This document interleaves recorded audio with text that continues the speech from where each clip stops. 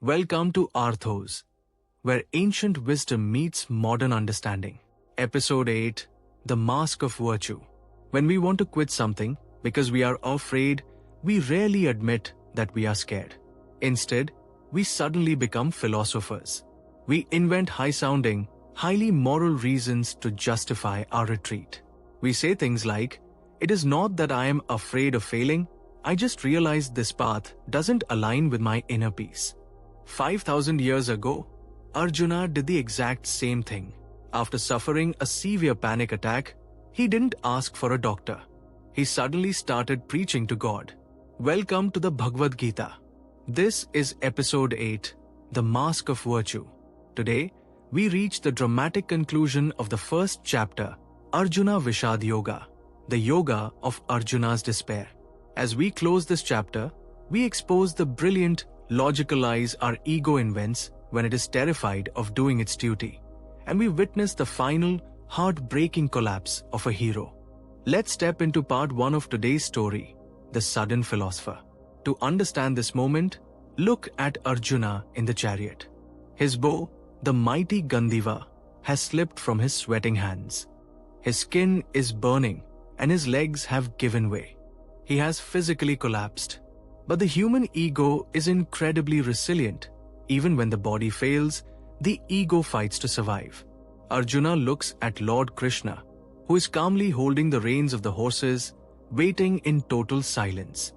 Arjuna knows he cannot simply say, "I am a coward and I want to run away." The greatest warrior on earth cannot admit that. So, he changes his strategy. He shifts his narrative from physical panic to moral superiority. Now, let's dive into part 2, The Illusion of Logic. Listen to shloks 32, 33, and 34, where Arjuna lays out his brilliant, noble argument. Na kankshe vijyam Krishna cha rajyam sukhani cha, kim no rajyana govinda kim bhogair jivatenava. In simple language, he says, "O Krishna, I do not desire victory, nor kingdom, nor happiness. Of what use to us is a kingdom, happiness, or even life itself, when all those for whom we desire these things are standing here on this battlefield?" He continues his plea in Shlok 35. Etanna hantum ichhami ghanato pai madhusudana, api tralo kyarajyasya heto kim nu mahikrate.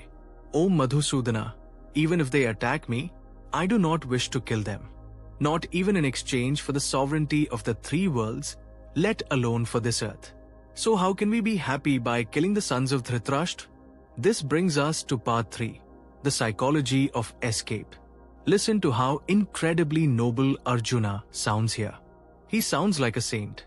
He is talking about giving up kingdoms, renouncing violence, and valuing family over the wealth of the 3 worlds. If anyone else heard this speech, they would applaud his deep compassion and spiritual enlightenment. But Krishna remains completely silent. Why? Because Krishna, the master of the senses, knows that Arjuna's renunciation is completely fake. True renunciation comes from a place of wisdom, clarity, and strength. Arjuna's renunciation is coming from a place of sheer panic and weakness. He is not dropping his weapons because he has suddenly achieved enlightenment. He is dropping them because his nervous system has crashed. He is using the language of selflessness to hide his absolute terror of the consequences. By calling it compassion, Arjuna is trying to make his cowardice look like a virtue. And finally, we arrive at part 4, the mirror of our own excuses. We play this exact same trick on ourselves every single day. When a project gets too difficult, we say, "I'm just choosing a more balanced lifestyle." When a toxic relationship requires a harsh confrontation, we walk away and say, "I am just choosing peace over conflict." We constantly use spiritual, logical, or even moral words to dress up our deepest fears. The Gita forces us to look in the mirror and ask a brutal question. Are you really making a noble, high choice? Or are you just running away? As we reach the final verses of chapter 1, Arjuna's desperate rant reaches its breaking point. He exhausts every logical argument. He predicts the destruction of his family, the ruin of society, and the collapse of all morality. And then, the greatest warrior in human history simply gives up.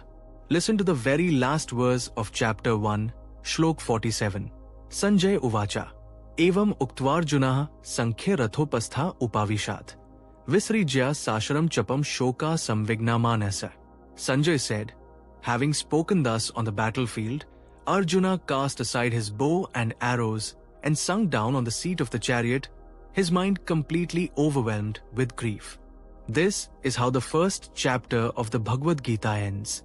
Not with a battle cry, but with a heavy, suffocating silence of total depression. The hero has completely collapsed. The situation seems absolutely hopeless. But it is exactly in this total darkness that the light finally enters. In the next episode, we cross the threshold into chapter 2.